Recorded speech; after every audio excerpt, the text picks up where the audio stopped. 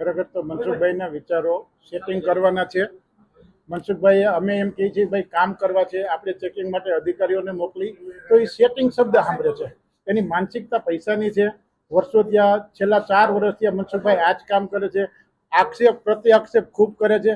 ખરેખર તમે લોકો ત્યાં જઈને જોયા હોય તો અમે બધા એને સંકલન રાખીને કામ કરીએ છીએ અને મનસુખભાઈ જિલ્લા પંચાયત કે અધિકારી ઉપર ખોટા આક્ષેપ કરે છે એની અમે લોકો બાહેંધરી આપી છે.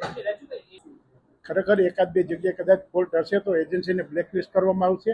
અમારા અધિકારી જે સિંચાઈના છે એ ત્યાં જઈ અને સર્વે કરશે. તે પછીની કાર્યવાહી અમે ડીડીઓ સાહેબને કહી અને જરૂરી કાર્યવાહી આગળ કરશું. ખરેખર તો સાહેબ એટલું બધું કંઈ છે નહીં. સામાન્ય અમારા ગામડામાં ક્યાંક ક્યાંક એવા ઇસ્યુ છે, પણ હવે જે મગફળીનું બિયારણ છે એમાં ભેજનું પ્રમાણ વધારે હોવાથી ક્યાંક નથી ઉગતી કે આવું છે, તો એ પણ બિયારણના સેમ્પલ લઈ અમે લોકો જુનાગઢ યુનિવર્સિટીમાં અમારા અધિકારી છે મોકલેલા છે. એનો રિપોર્ટ આવ્યા પછી એની પણ કાર્યવાહી આગળ જતા જરૂર હશે ને કરશું.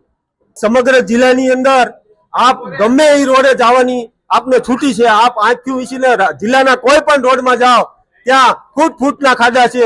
રોડ ઓછો અને ખાડા જાજા છે. મેં આજે જિલ્લા પંચાયતમાં એવી રજૂઆત કરી છે કે આપ પ્રી મોન્સૂનમાં જે ચર્ચાઓ કરો છો, વાતું કરો છો, તો એ વરસાદ પહેલા એ ખાડા તમારા કેમ મુરાતા નથી? આજે સામાન્ય જનતા છે એ હેરાન પરેશાન છે.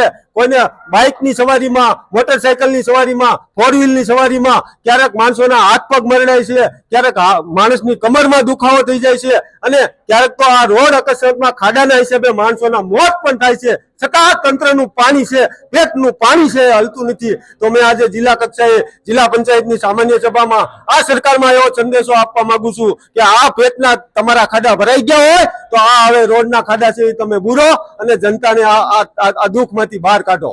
સિંચાઈ વિભાગમાં મારા જસદણ અને વિછા વિસ્તારમાં 55 કરોડ રૂપિયાના કામ છે, જે 17 કામ આવેલા છે. 17 કામમાં જે તે તારીખ 5, 6 અને 7માં અમે ત્યાં સિંચાઈ વિભાગમાં રજૂઆત કરતા એમને તપાસ કરી તાત્કાલિક અને 17 માંથી 7 કામમાં 4 એજન્સીને એ નોટિસ છે આપવામાં આવી છે. પણ નોટિસની અંદર વરસાદનું કારણ આપવામાં આવ્યું છે. ખરેખર જો વરસાદનું કારણ હોય તો ત્યાં કેનાલ હોય, કેનાલમાં તો પાણી જ આપવાનું છે, તો એમાં કાંઈ મોટા 5-5 ઇંચના તૈડિયા ન પડે, તૈડિયું પડે. તો મારે આપના માધ્યમથી એ કેવું છે કે એ કામ છે એ હલકી કક્ષાના થયા છે, નબળી ક્વોલિટીના થયા છે, નિયમ પ્રમાણે નથી થયા અને ત્યાં છે એ ભ્રષ્ટાચાર કરવામાં આવ્યો છે. તો માત્ર જસદણની વાત નથી કરતો, સમગ્ર રાજકોટ જિલ્લાની અંદર જો ડીડીઓ સાહેબની અધ્યક્ષસ્થાને તટસ્થ તપાસ કરવામાં આવે તો ચોક્કસથી હું આપને એમ કહું છું કે ત્યાં મોટા પાયે કૌભાંડ અને ભ્રષ્ટાચાર થયેલો છે.